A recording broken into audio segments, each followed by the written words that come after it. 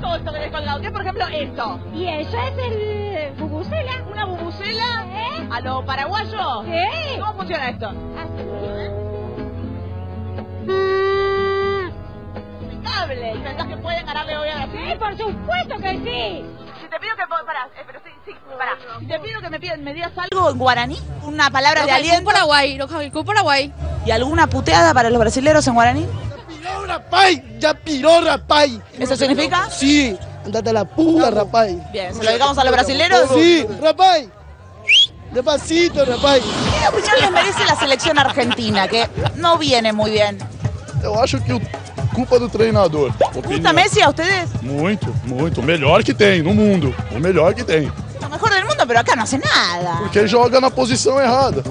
Tevez é melhor, Tevez é melhor. Los jugadores de Paraguay, vamos a desearle mucha suerte para hoy. Éxitos, gánenle a Brasil.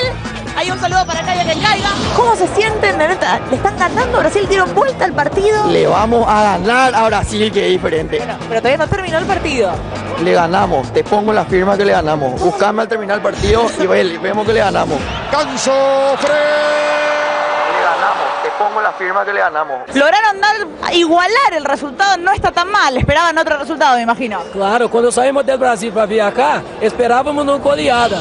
¿Tienes alguien que te consuele?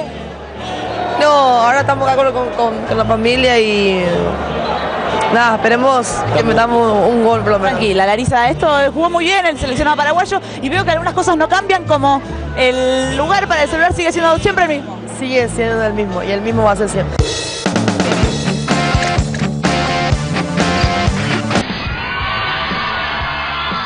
¿Cómo le cambia los postes de nariz a Riquelme? Que afloje con el chipá inmediatamente, ¿no? Ya ¿cómo que se van comiendo el celular? Puede guardar el viejo celular, el ladrillo que teníamos antes. Es verdad. Claro, una laptop. Muchachos.